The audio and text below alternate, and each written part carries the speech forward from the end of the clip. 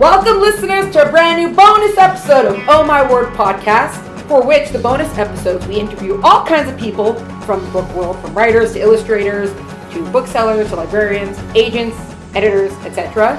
Make sure you subscribe so you get all the instant notifications of new episodes. And for this episode, we have a very special guest because we've got Gina Damico, who is an author. Gina, welcome to the podcast. Hi, thank you for having me. We are very glad to have you. Gina has many books, but the one book that I first found out about Gina from is a book called Croak. It's actually one of a series. It's a trilogy. It's dark and funny at the same time because it's like the Grim Reaper, but it also, the humor is just so out there. But even before we get started on that, how on earth do you even get into all this? Did you always want to be a writer, or one day you woke up, you're like, I'm going to write a book. I will do this.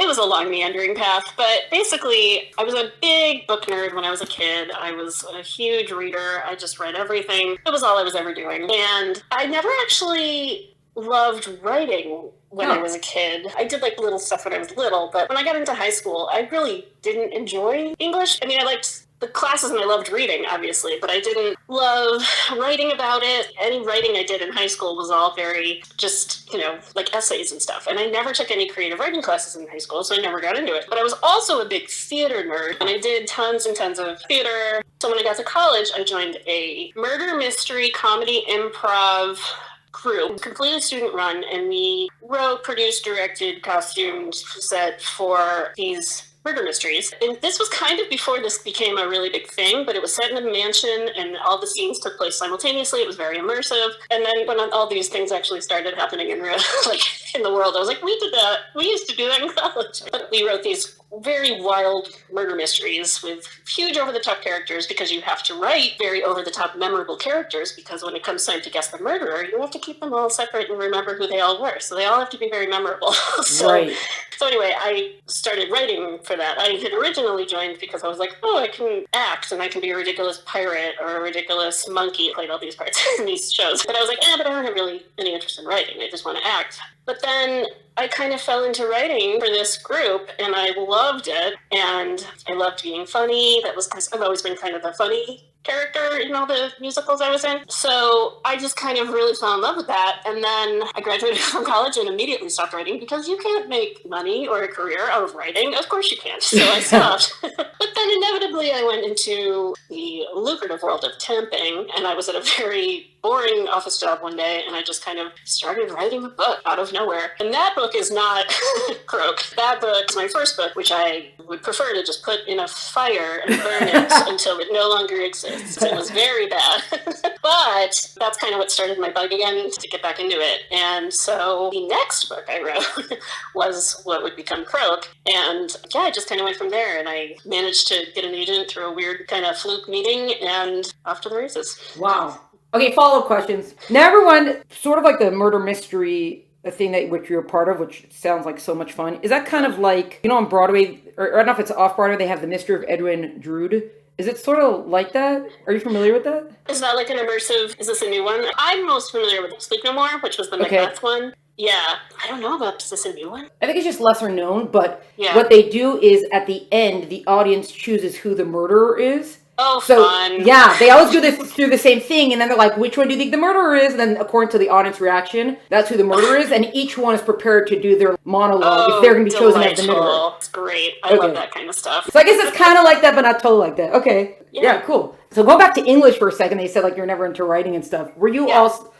I'm going to say also, because for me, English class, there was another girl who was considered the better writer. I didn't have the patience for it. I would turn in my essays with maybe I would proof them once, maybe twice, because I was just like, I don't have patience for this. And then usually the grade, I would get off for the writing, but because if I got the ideas right, I could still skate behind the good grades, but I didn't have the patience for writing as a high schooler. I don't know, were you kind of like that also? Yeah, because I just didn't find any of the stuff I was writing to be interesting. As much as a theater person as I honestly was never super into Shakespeare. Oh my God, I hated history. Like, I really just hated anything social studies related, and I just hated writing those, and just the structure of term papers and the dryness of it. And I'm sure there's, obviously, because there are some wonderful nonfiction writers who can make this stuff come alive and do that well. I was not one of those people. It's just not my writing. I didn't like it. So like I always tell, when I talk to teenagers and they're like, I don't like writing. And it's like, well, maybe you just didn't find, high school is wonderful for some things and not always great for other things. Yeah. And also it depends on the school and obviously the classes that are offered. But you got to find your happy place. You got to find the thing that really grabs you. And because it will always show in your writing. It's like if you hate what you're writing about, it will sound terrible. And if you love it, the passion will kind of just jump up off the page and it'll sparkle and magic and unicorns and all that stuff. So that's how I feel about that. I also this is kind of a weird thing for a writer to say, but I'm not as into talking about books all the time as I am about just reading them and kind of letting them marinate in my own head. I've never even actually been like in a book club or anything, just because I don't always love to just share my feelings on books. I like to keep them in my own noggin. So that was never actually very helpful for English class either, when all you're supposed to do is offer your thoughts on books. Yeah, that's funny. Like, I want my book to stay in my quiet place. I don't want to talk to you about it. Yeah, this comes up a lot now, even in my adult life. When you really love a book, really love it, part of you wants to just talk about it all the time with everyone, but part of me is always just like, but if someone says they don't like it, it's gonna tarnish my love. I guess I'm so susceptible to stuff like that I'm just like, oh, don't hurt my baby. I love it too much. There will be no dark clouds in my happy place. Yeah, exactly. That's funny. It's also going back also that you're saying that, when you love something, you'll show in your writing. That's also part of what they try to warn about with taking on projects that you don't necessarily believe in or into. Because eventually you just come to resent it or hate it, and then you're not going to be good at it. Not because you don't have the talent for it, but because you're not into it also, kind of. Exactly. Yeah, I've come across that a couple times. Or even with my own projects, stuff that I was in love with at one point, but I put aside and then came back to, and I'm like, oh, I hate this now. I don't even want to look at it. Go back into your dark corner, a neglected child, and maybe I'll come back to you one day, or maybe you'll just starve and die. That sometimes also happens with, like you said, like the first book you wrote. You could be so into it, and while you're writing it's everything so perfect, then by the time you're on your next book or you're one book better of a writer, you look back, you're like, I wrote like that? I don't write like that. Even your first book that's actually published to a second, third, fourth book that's published, you're like, oh, I love this story, but I wrote like that. Definitely. I think that happens the minute you hit send off to the editor for the last time, and it's like, oh no, I hate everything. Yeah. I guess the only good part about it is the improvement factor. The more you're going to do it, you really will get better at it. If you just keep it. So yeah, that's our positive message for today. Yeah, keep sucking for a really long time. One day you might not suck as much. In my beginning years of getting into writing, someone was telling me, look, we've all got a bunch of bad stories in us. So get them all out in the beginning, and then you can move on with your life. And I'm like, I don't want to hear that. I'm working on something now. How do I know if this is one of my bad ones? I don't want it to be a bad one. Yeah, exactly. Yeah. And then just, I don't know how much detail you want to or whatever about that. You said it was kind of like a weird fluke thing with meeting with your agent. Was that you joined a writing group sort of thing, or was it just because knew someone who knew someone and all of a sudden it all came about? This was one of those things where you kind of just get very, very lucky and the universe smiles down upon you. To go back to the terrible, awful book that should not be named, I'd written that and I had queried agents, sent it out. Unbelievably, I sent it out. I didn't believe I had the gall to do that. But of course it got rejected across the board, as it should have been. So I was kind of feeling a little meh about that. But in the midst of the wave of rejections is when I started to write Croak. And so when Croak was finished, before I sent it out to agents, I was living in New York at the time, and there was a pitch workshop. It wasn't a writing workshop. It wasn't like, here's how to fix your book. It was, here's how to pitch it to editors, agents, and all that. It was like a 3-day workshop where you just went and just worked on your pitch. And the bonus of this workshop, at the end of it, you got to pitch it to 4 actual editors from major publishing houses, which was really cool because if they were interested in it, they would maybe request a full or partial manuscript and kind of, maybe it would go somewhere. So I went, I did the pitch, and all of the editors loved it, which was great. Wow. But none of them represented YA, which was bad. So none of them wanted it because it was like, however, on one of those days, an agent just so happened to be sitting in on this pitch because she was kind of on the lookout for new clients, and she was just, just sitting in. And at the end of the day, she kind of slipped me her card and she was like, I love it. Send me the whole thing and we'll be in touch. And so Croak happened to be just what she was kind of looking for. She was looking for like young adult, dark but funny. And and then we corresponded. And luckily, she's a very editorial agent. She's very hands-on and very helpful and very big on molding and crafting and working on the story together. So as it was my first novel, it did need so much work. Yeah. And she was very patient and wonderful. And that's how that happened. It was really, kind of one of a million thing. Awesome. Amazing. Yeah. And then did you choose the YA category? Did it kind of choose you, or like how did that happen? Yeah, it kind of chose me. My first, I hate to keep going back to this first novel, origin stories, etc. That one was kind of a mix between YA and adult. I guess now it would be classified I don't even know what would be classified as. I kind of jumped back and forth. But then I think it chose me. I didn't set out to be like, I'm going to write for teenagers. Right. Like, it just so happened that like the characters popped into my head, and that's who they were. And just the idea of a 16-year-old girl kind of was just there. And so I was like, well, okay, this is what we're doing. So when Croak came out, it was kind of at the time that YA was really exploding. It was kind of right after all of Twilight had exploded, and just, it was really, the whole category was really expanding. So it just kind of fell into that, and I just kind of got swept along the wave. Yeah, so that's where that came from. Were you reading, do you now read a lot of YA, or just because the character came to it? At the time I was. I read a little less now, just because it got a little saturated in my world. Like, it was just a little too much, and I needed to adult it back up a little bit. Not in that way. Yeah. But yeah, I try and read a mix. Middle grade too. I really like middle grade. So yeah, now I really try and do a good mix of stuff, but definitely not as much as I was back in the day. This book came out 12-ish years ago at this point. Oh, wow. No, 10 years ago. So I was a little bit more of a young adult then, so not as much anymore. Yeah. Croak is the one that I read, and I got Scorch sitting right in front of my big TBR stack that's teetering over a little bit. Yeah. But I've seen that all of your books, or it seems like a lot of your books do have either like the deathness or the demoness, very like darkness to them. So, like, where is that coming from? I don't know how much detail I want on that, actually. Where is that coming from? Well, this is the same question I always get from my mother. She's always like, did we do something to you that you didn't tell us about? Are you okay? I was like, no, I had a lovely childhood. I wonder if that's why. Like, I had a pretty happy life, but I think what I like to write about always usually comes more from the humor side. I like to first think about what is funny, and then I think darkness counteracts funny so well. Like, there's just something inherently hilarious to me about, like, funny Grim Reapers. It's just like, take darkest thing you can think of and then, like, add a lot of humor. Right. Jazz hands. Make it a teenager. Boom. Yeah, exactly. So I think that's kind of where it comes from. I think it's just a natural, fun place to play around in, this weird, dark, funny stuff. Yeah, and then like after the Croak trilogy came Hellhole, which is about the devil, but funny. And so I think it all comes back to that. I think it's just kind of a weird sense of humor that and I'm sure the murder mystery origins didn't hurt. Right. That was certainly in my DNA too. So. Right. And I don't know about the other ones, but I see in this one specifically, you keep it away from a lot of religious, like, you're not even going into what may or may not be true from religious doctrine, or is there a God after this? They won't tell us. You keep it very away from that. Like, let's just focus on having the fun in this crazy kind of world sort of thing. Yeah, and that's definitely by design, because I don't know. I'm not going to say I know the answer to everything. And so the characters in the book, even though they kind of skirt around the edges of life and the afterlife, they don't know either. They're still human, and some of them have been beyond and back, but even beyond, how many answers can you really get? The farthest I go into like knowing something beyond is, okay, well, in this version of the world there's an afterlife, or in Hellhole, like, okay, well, in this version of the world there are devils, but they're not like Catholic devils. No, they're not like Satan as described in the Bible.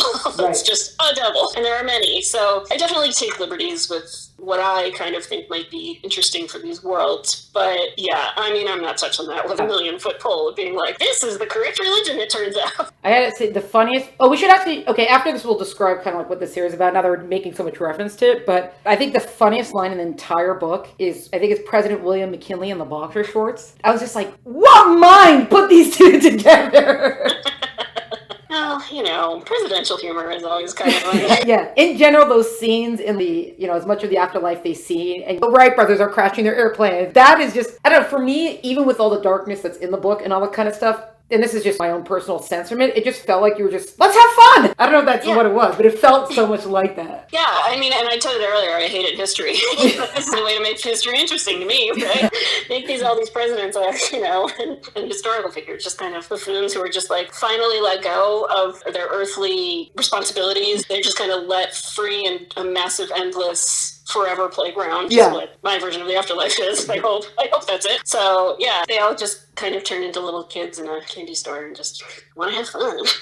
Well, let's give a quick synopsis. Specifically Croak. What's the Croak series about? What's Croak about? Croak is about a 16-year-old girl named Lex who is having a lot of kind of troubles at home. She just has a lot of rage and dark feelings and doesn't really know where to go with them or what to do with them, and it's kind of manifesting in violence at school. So her parents decide to send her to live with her Uncle Mort for the summer, who lives on a farm in upstate New York. But as it turns out, he does not live on a farm. He lives in this small town nestled in the Adirondacks called Croak, and Croak is populated entirely by Grim Reapers, and Lex is brought on as a junior, which means that she is a junior Grim Reaper in training with other teenagers who also come from troubled lives and who are looking for something bigger and with more purpose here in Croak. And they are becoming Grim Reapers. And then the trilogy goes from there. Complications ensue, and there's something not quite right. People are dying before their time, and so there's a bit of a mystery, and then it all kind of expands into a larger issue within the Grimm sphere, which is what their world is called, and it all kind of goes from there. And Edgar Allan Poe is there too. Yeah. How much of it you just naturally flowed, or how much did you actually go looking for it? Because Croak is obviously a death reference. Uncle Mort, obviously a death. Main Street is Dead End Lane, or whatever it's called. Like, all of those are so... Yes, you've detected my love for puns. Well done. I love wordplay. I do crossword puzzles. What do you want? Yeah. I'm one of those people. I love sticking those little things in. As the trilogy goes on, there's even more. I mean, it's just, I can't help myself. Sorry, not sorry. Yeah. Well, okay, there's one interesting aspect, which just bringing up the discussion that you have within all the fun and games and everybody being crazy teenagers and whatever. Within it all, you do have this point about when Lex is going, she's got to collect someone's soul or essence or whatever it is. And then it's in a moment of, let's say, a murder or something like that. And so she can actually see who the murderer is because that's the point of death. So it's not even, well, did she actually see it happen? Whatever. It cannot be anybody else. She's very, we should just go after these people. And like everyone's, no, we can't mess with the system, whatever. I don't know if you just kind of put in there to give her some sort of whatever. We're like, here's something to think about. What if there was the Grim Reaper who could actually do this kind of stuff? Would this be something to actually think about? Yeah, certainly what I wanted to do is not just write like a fun story about Grim Reapers, but no consequences and no qualms. It's way more fun to layer on these kind of moral questions and be like, well, and especially since Lex has these darker inclinations, but is in essence a good person. She's not evil. But she does have these kind of darker and slightly revengey kind of feelings that for her, she questions everything. And certainly that can apply to everyone in the world at large. So how much are we willing to go along with what the system is versus where's the line where we actually buck the system and try and do something maybe bad, but for the greater good? And I'm not saying that's even the right choice. It's just definitely something that it's questions that come up, and it's just interesting to think about, like, what would you do? Yeah, you like ambushed us with like a thought nugget in the middle of this fun, zany kind of story. Yeah, exactly. Yeah, fine, making us think. Okay. I know. Who has time for it anymore? Okay, I gotta ask. Okay, this is a spoiler question because, okay, big spoiler for anybody that you skip the next 2 minutes or pretend like you're not listening, then you can really listen. I may have seen, because I do this to myself, I think at the end of the third book, you kind of, Lex exits as a character. Is that accurate? Yes. You probably got reactions from people who are like, oh, this is great, and some people are like, oh, this sucks, or whatever. Just from your own viewpoint, did you kind of know this was going to happen? Did you just bring yourself to the point where, like, this was the only option? Do you have any qualms about having done that or anything like that?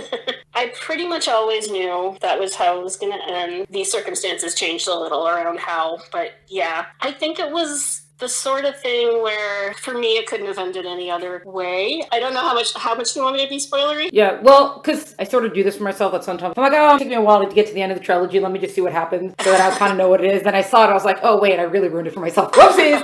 But I'm asking also because some people are like, why couldn't you just be in like the Eternity Playground? Like, why couldn't they figure that out or that or whatever? Because also when Divergent came out, and there was a whole controversy there because Veronica Roth, she offed her character and people were very upset about it. And I think the setup of it was kind of like it could have been done a little bit better, but she had this whole defense of, for me, the journey was over, so she's out. When you read that as a writer, you're like, yeah, I can't argue with that. That's her character. She feels the journey's over, it's over. So that's always a curious, interesting thing, because sometimes as writers, like, our characters will never die, but yours did. So yeah. That's like, you know. Well, not to go into the particulars of it, but basically, she's not quite...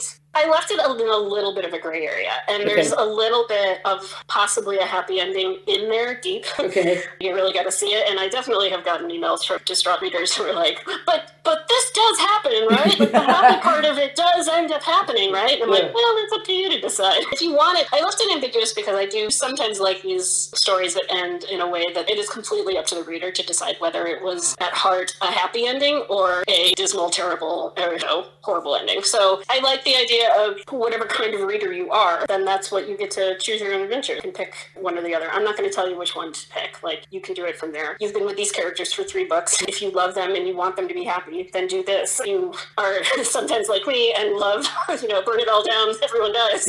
Sometimes I love those endings. I think sometimes they're just like, wow, damn, they went there. Right. So yeah, that's kind of where I came from with that, is that it's up to you. You know what? I don't like those stories. I'm like, decide for me. I can't make this decision. But That's actually interesting. So are you not necessarily particular, especially in YA, where it's often no matter what happens, the YA ending has to be a hope-filled kind of ending. So do you not necessarily agree with it? It's like, well, the story's just going to end whatever the story asks for, and I don't have to have the hope-filled ending or something like that. I would say that across the board, all the endings in my books are bittersweet. I think that there is again, without being too spoilery, for all of my books, there's been oh, yay, that's great. Oh, but they have to do this forever. Or it's, oh, God, they have to do this forever. But there's this little bit of happiness, too. In order for their lives to one beat baby good, then they have to do this awful thing. So I just think that's a little more realistic to life. Personally, this may not surprise you given the darkness of all my stuff, but I don't always love the happiest of endings where everything's tied up in a bow. I like the ones where it's, oh, okay. Right. Yeah, they're happy, but oh, there's also this. So yeah. Yeah. It's like, at what point are you supposed to tell a kid, maybe not a kid or a teenager, that we want your life to be perfect, we want everything to go beautifully for you, but it probably won't, and that's okay. Yeah. We have to learn to adjust it, and that's when we order our priorities, we order our whatever, and we do the best we can. Yeah. Well, thanks. I mean, let's put it this way. I wouldn't end a picture book with this one. Okay, good. The very hungry caterpillar died a terrible death. Butterfly was a butterfly, but did he live? Did he immediately get hurt? I don't know. Yeah, and by the way, a butterfly's lifespan is only whatever, so yeah. Keep that in mind, child. Yeah, at least he got his cupcake on day 6. Yeah, exactly. Yeah. Yes, exactly. Oh, okay, and then I also have to ask, so you kind of go all out with language in the book, but I know in the first book, you stop yourself very short of dropping an F-bomb. Was that Yes. Was that you, or was that your agent editor, someone said, look, as soon as you do this, you cross a line of either school library, this, that, whatever, so just go around it? So, a couple things are in play there. I am not a prude when it comes to swearing. I do believe in judicious swearing. Okay. And if you're going to use an F-bomb, it's going to matter. Like, it's going to be at a point where nothing else will do and where it's going to pack a heck of a punch. So, also, my first book, I didn't want to just be dropping the F-bombs everywhere. And there's still kind of, the kids in the book, they haven't seen a lot yet. Shit hasn't gone down yet. It's starting to, but they're not quite there yet. So, it didn't require it. Let's put it that way in the first book. The second book, I believe there is one, and I think in the third book there are maybe 2 or 3. But because of what I just said, I really do believe if you're going to use it, you gotta use it well. So they are at moments where it's like, yeah, okay, I can see it. Because that's the other thing is kids do swear, but you don't want to just like match whatever the amounts. I've never been quite like a bean counter in terms of the swear counts. I think you always have different viewpoints of, let's talk to kids the way they talk, and some people are like, no, let's try to raise the bar for the kids. Just whatever the writer's sense of it is. But you have, when Lex and Dre's or whoever, they're all bantering with each other, and you have moments like that, they sound like such teens. Were you sitting and listening to teens? That come naturally to you? Should we worry about you? I think I just never aged out of being a teen myself. I think I'm still there. Whenever I look at my actual age, I'm like, that's a clerical error. I'm still solidly 16. You're right.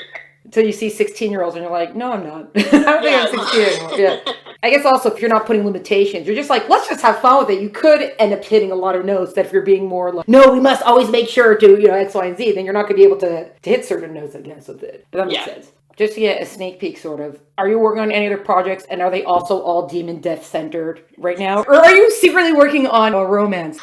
Not secretly working on a romance. As you can probably tell in Croak and through my other books, romance is either, in my writing, either non-existent or very awkward. Yeah. To me, writing romance is writing it as realistically as possible from my point of view, which is just awkward. And I'm married. Like, it's something it all worked out in the end, but like, for me when I was a teenager, just awkward from here to there. Right now, I'm working on a couple things. Mostly over the last couple of years, I was working on, I had a child, and that takes up, as it turns out, all of my waking hours. So, and especially with the pandemic, it's just been a real, let's say, journey on trying to figure out where to get time and, have time to write and do all that. So it's kind of been slow going for a little while, but I'm finally starting to get back into the group of things. And yeah, I'm working on a couple of things, but they're way too early to kind of talk about yet. But yes, it's still dark and kind of otherworldly, but also funny and, a little bit of theater thrown in because I can't help myself. So yes, it's all in the same universe. Yeah, cool. Okay, 2 questions before we wrap up. One is, I think you sort of kind of gave the answer just now, but even today when you're writing and all that sort of stuff, would you say that your origins of theater and the improv and all that kind of the murder mysteries sort of thing, does that still kind of influence you? Or are you on sort of like a different path now as a writer? Does that make sense? Yeah, I would say theater is still pretty much very baked into what I do. I think theater teaches you to write these memorable, specifically musical theater. When you think about characters in a musical, they're wacky, and you would never want to meet them in real life because they're just like, oh my god, too much, they're extra. But that's how they have to play from the stage. You know, they have to fill the theater with their personality, and you have to remember them and keep track of them. And they each have their own different songs, and each song has its own personality. And so my favorite thing is just writing dialogue and characters. The plot is fun, and I like putting plots together because they're like a puzzle, and I like puzzles, as we already Yes. But for me, it always comes back down to the characters and the dialogue. And I think just by nature of how theater is done and constructed, and when you read a script, it's just characters and dialogue. That's all there is at its core. And of course, the setting and plot and all that. But yeah, I think that's definitely where it all came from and where it's all going to get all philosophical. Yeah. And I got to ask the other question. Now that you've actually got a kid of your own, kid's getting older, whatever, going to become a teenager, are you going to be hiding your books from your kid when they're older? Or will you be like, sure, you can read what mommy wrote? No, I think I'm going to probably be pushing him into his hands. Our house is in huge danger of just falling into a sinkhole under the weight of all the books we have. It's ridiculous. Oh, amazing. Like kids' books. You know when you go to the store and you're like, oh, I shouldn't buy that. I shouldn't buy that. I don't want to spend too much money. But if it's books, I'm like, oh, pile 10 on, and I don't even look at the price. I just buy books for him. I don't even buy books for myself at that rate. Yeah. We have so many books, and he loves or loved reading. He loved reading up until like 2 weeks ago, and now he's just yelling no at every book. But I think that's just his 2-year-old self, not his reader self. Yeah, so my favorite books that we have for him are the ones that are super dark. Like there's a book, I forgot who read it. It's illustrated by John Classic, but it's The Wolf, the Goose, and the Mouse, and it's about a goose and a mouse that live in the belly of a wolf, and they're just trying to make the best of it after he eats them. Like, that's so dark and wonderful. I love it. So yeah, I fully intend on extending that into the next generation. Yeah, well, a lot of people say that they became readers because either their parents modeled it, the parents brought them to the library, and all that kind of stuff. So yeah. As soon as things started opening up again, the library was the first place we went, and I was like, oh my god, this is what has been missing from the first year and a half of your life. You're like, ma'am, please stop hugging the bookcases. Yeah, you were embarrassing yourself. You're like, it's okay. Yeah.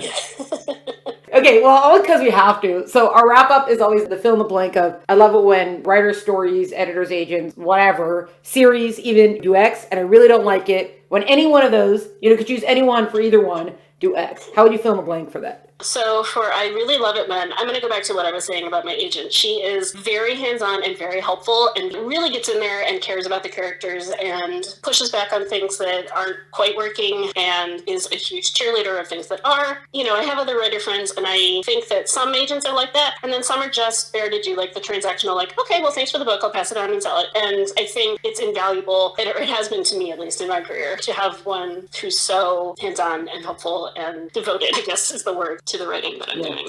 Amazing. And what would you say for I really don't like? I have a real big pet peeve. Okay, yeah. And this is across the board, books, movies, TV, any story, with the caveat that sometimes I understand that it's necessary, but I cannot stand dream sequences or drug trips. Like, nothing makes sense, and it's all very just like mushroomy and confusing and, psychedelic. My skin crawls when I read them, and I cannot wait. I sometimes fast forward. I don't know why, but they drive me absolutely insane.